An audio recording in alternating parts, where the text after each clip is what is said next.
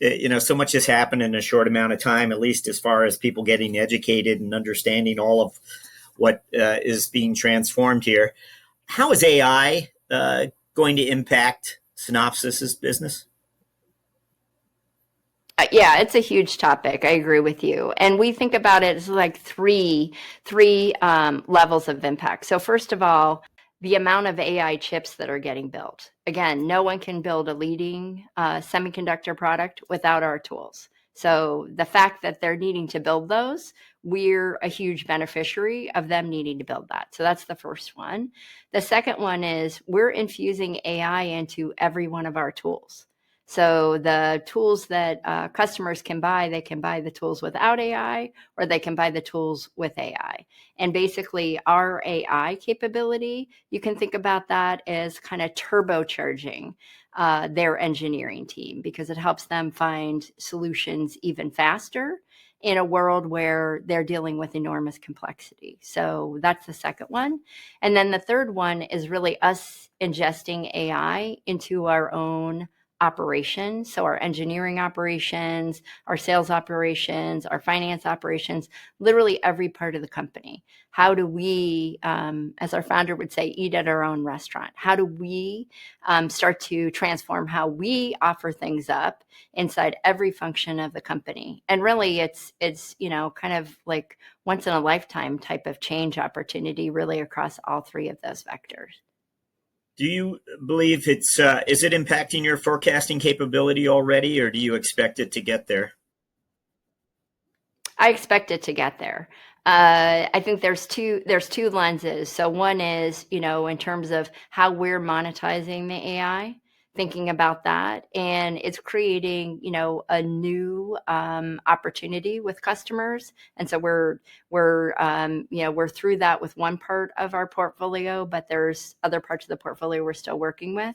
And then in terms of, do we have AI that can help us predict what the forecast is going to be? And I would say we're still early days on both of those, but I think there's great promise.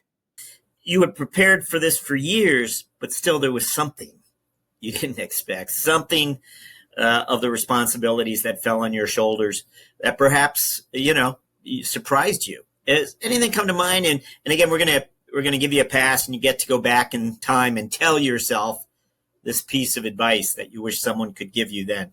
Anything? Yeah, I think the part that I didn't realize coming in, which is the thing about being new again, is how hard it is to be new. How hard it is to not know where the knobs are and where the levers are. And, there's the org chart that exists in life, which I think archaeologists are going to dig up and think this is the way things get done.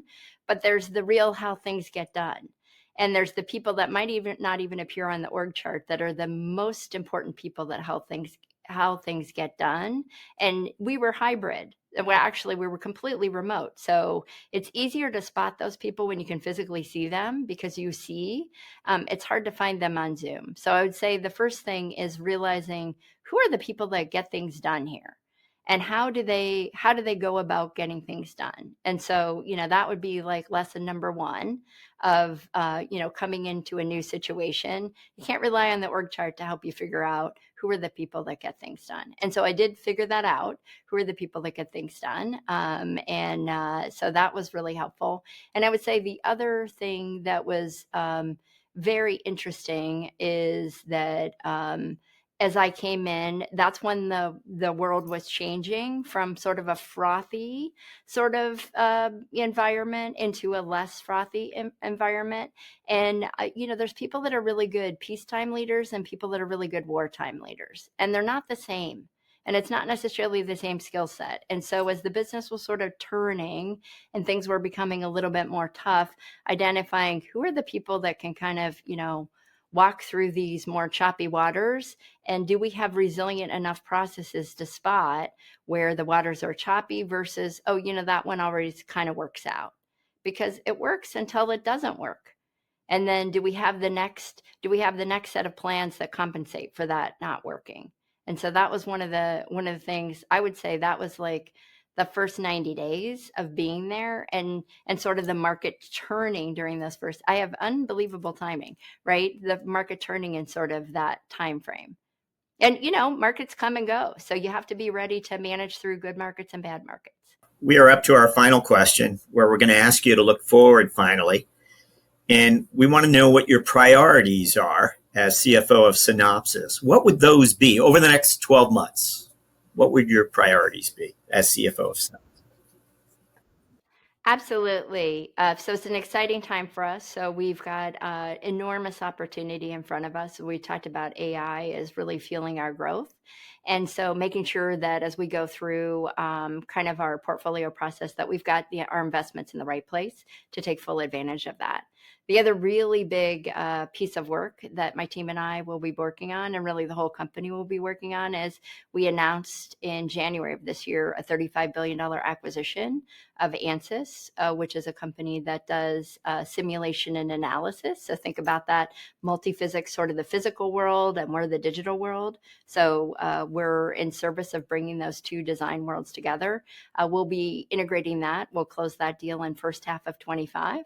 So that'll be a big body of work, making sure to onboard those team members and then really be able to operationalize the vision that we've set out and driving our company from silicon to system. So that'll be a big body of work.